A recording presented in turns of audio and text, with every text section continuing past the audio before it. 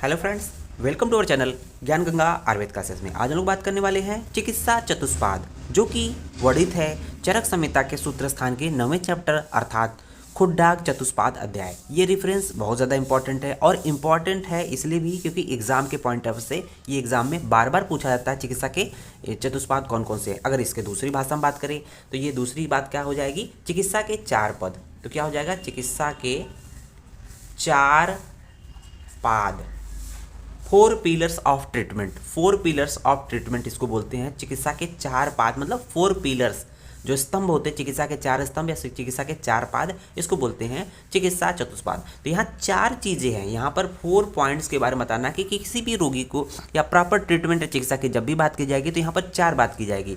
तो पहले नंबर पर आता है विषग अर्थात वैद्य, द्रव्य अर्थात औषध,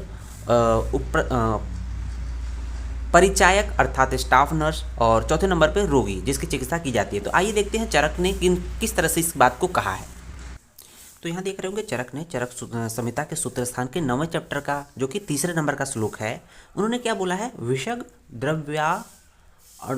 द्रव्याणु उपस्थाता रोगी पाद चतुष्टयम गुणवत कारणम गेयम विकार विवशांति। अर्थात यहाँ पर पकड़ना है कि यहाँ पर 4 चीज़ें हैं।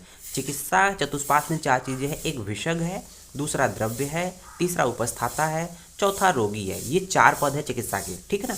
अब यहाँ पर दिया है गुणवत। ये जो चारों चीज़ है, ये जो गुणवत विषग, गुणवत द्रव्य, गुणवत उपस्थाता और गुणवत रोगी, ये चारों कहीं ना कहीं गुणवान, कहने का मतलब हम लोग देख रहे हैं कि गुणवान वैद्य, विषग मतलब वैद्य हो गया। दूसरा है गुणवान द्रव्य, गुणवान द्रव्य का मतलब हो जाएगा ड्रग्स, जो ड्रग्स होने चाहिए। तो यहाँ गुणवान वैद्य का मतलब कि सभी रोगों को जानने वाला हो, अच्छे से प्रैक्टिस किया हो, अच्छी शिक्षा दीक्षा लिया हो। और गुणवान द्रव्य का मतलब उस बीमारी को ठीक करने की उसकी पोटेंसी हो। उसके साथ गुणवान उपस्थाता, जो स्टाफ नर्स हो, प्रॉपर ट्रेंड हो, प्रॉपर तरह से रोगों की सेवा करने वाला हो। उसके बाद देखेंगे गुणवान रोगी। तो गुणवान अर्थात रोगी के कुछ गुण बताए हैं, उन गुणों से युक्त होना चाहिए पेशेंट। हर रोगी पेशेंट ठीक नहीं होता जब तक कि खुद वो उनके अंदर कुछ गुण ना हो। तो इस तरह की बात कहेगी। ये 4 जब ये चीज़ें रहेंगे, तथा गुणवान वैद्य, गुणवान द्रव्य, गुणवान उपस्थाता अर्थात स्टाफ नर्स और गुणवान रोगी, जब ये 4 चीज़ें ठीक से रहते हैं तो ये चारों चीज़ें क्या होती है, 4 पाद संपूर्ण रोगों की शांति के कारण होते हैं।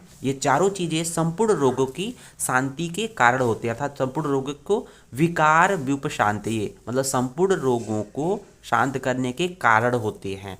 तो यहाँ पर इम्पॉर्टेंट क्या है कि जो सीक्वेंस है, ये 4 चीज़ें हैं चिकित्सा चतुष्पाद में, वैद्य द्रव्य उपस्थाता रोगी। लेकिन यहाँ पर चरक ने क्रम दिया है। तो ये जो क्रम है, ये जो क्रम आप देख रहे होंगे, ये जो क्रम देख रहे होंगे, चरक और वाग्भट का है, ठीक है ना। ये क्रम अर्थात वैद्य द्रव्य उपस्थाता रोगी, ये चरक और वाग्भट का है। इसके अलावा हम लोग बात कर लेते हैं दूसरे क्रम की।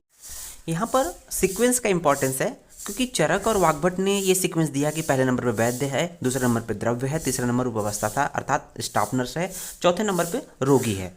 उसके बाद देखेंगे सुश्रुत ने क्या क्रम बताया। सुश्रुत ने सबसे पहले नंबर पे वैद्य तो बताया है, दूसरे नंबर रोगी, जहाँ पर चौथे नंबर का रोगी था वहाँ पर उन्होंने दूसरे नंबर पर कह दिया। उसके बाद द्रव्य को तीसरे नंबर पर दिया, परिचारक अर्थात जो उपस्थाता स्टाफ नर्स था उसको चौथे नंबर पर दिया।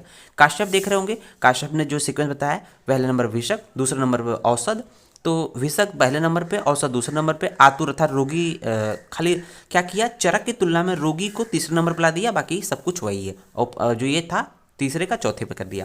भेल की बात करें तो पहले नंबर पे द्रव्य कर दिया, दूसरे नंबर पे उपस्थाता कर दिया, तीसरे नंबर पर रोगी और चौथे नंबर पर वैद्य। वैद्य को सबसे अंतिम में कर दिया।